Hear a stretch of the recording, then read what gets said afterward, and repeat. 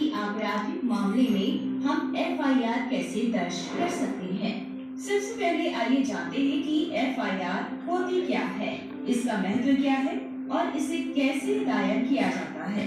FIR का मतलब है पहली सूचना रिपोर्ट। ये एक दस्तावेज होता है जिसके लिए पुलिस अधिकारी को वारंट के बिना गिरफ्तारी करने का अधिकार होता है। एफआईआर में सामान्यतः तारीख, समय, स्थान, अपराध की प्रकृति, पीड़ितों और शिकायतकर्ता की पहचान और किसी भी अन्य संबंधित जानकारी जैसे विवरण होते हैं। ये आपराधिक न्याय प्रक्रिया का प्रारंभिक कदम होता है और सूचित अपराध की जांच आयोजित करने में पुलिस की मदद करता है। एफआईआर दर्ज करने के लिए निम्नलिखित कदम उठाए जाते हैं। आपको सबसे पहले उस पुलिस स्टेशन में जाना होगा जहां आसपास अपराध हुआ है, यानी कि जहां अपराध का घटना स्थल है। जब आप पुलिस स्टेशन पहुंचते हैं, आपको ड्यूटी ऑफिसर या दरोगा से मिलना होगा। उन्हें अपराध के बारे में पूरी जानकारी देनी होगी, जैसे कि घटना का समय, स्थान, अपराध का प्रकार और घटना में शामिल लोगों के नाम। कैसे हैं बच्चे आप लोग?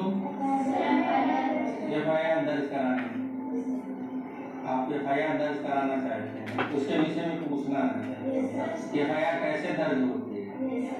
एफआईआर ऐसे दर्ज करने का जो प्रावधान है, आप लोग हैं, बच्चे हैं, कहीं से आ रहे हैं, कोई भी आपके साथ कोई भी घटना करता है, छेड़छाड़ करता है या कोई इस प्रकार की कोई हरकत करता है, तो उसको आप लोग वहीं से भी कॉल कर सकते हैं। हेल्पलाइन है 1090 112 है, उस हेल्पलाइन पे कॉल कर सकते हैं। सर, हम जानना चाहते हैं कि एफआईआर दर्ज करने के कौन से माध्यम हैं?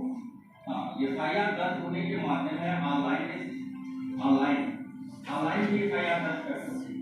एफआईआर दर्ज करेंगे, ये कोई गुमशुदगी, क्या गुमशुदगी, जैसे आपका आई कार्ड हो गया, आपका आधार हो गया, आपका कागज या पत्र हो गया, रास्ते में कई चीजें ऐसी हैं जिनके जो बैंक की पासबुक है, इसको जो है यूपी कोर्ट पे जाके अपने गुमशुदगी एफआईआर दर्ज करा सकते हैं, उसका हमारे यहाँ आ जाएगा। दूसरा और भी है, ये कोई चोरी नहीं है, किसी की मोटरसाइकिल है, किसी को ये चोरियां है, उनको भी ऑनलाइन एफआईआर दर्ज होगी, वो हमारे यहाँ यूपी ऑफिस से यहाँ आ जाएगी, उसकी एफआईआर दर्ज करके हमारे यहाँ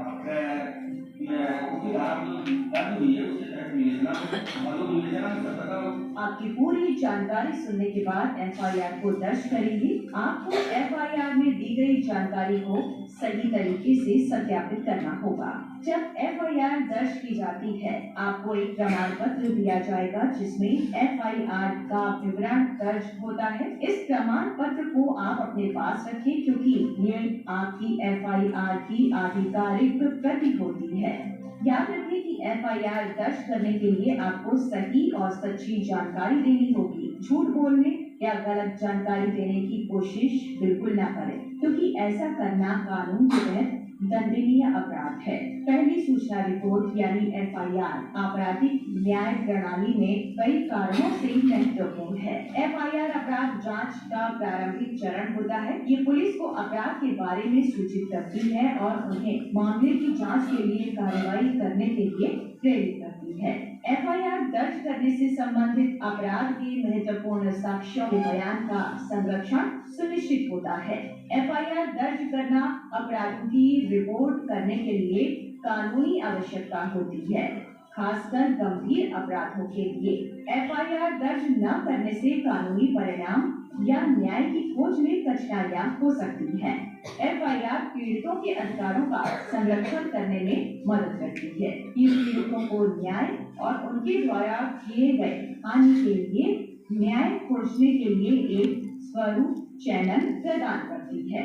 एफआईआर अपराध से संबंधित घटनाओं की एक समय रेखा स्थापित करती है, जिसमें घटना की तारीख, समय और स्थान शामिल होता है। ये जानकारी घटनाओं के क्रम को मिलाकर स्थापित करने और संभावित संदिग्धों की पहचान करने में महत्वपूर्ण हो सकती है।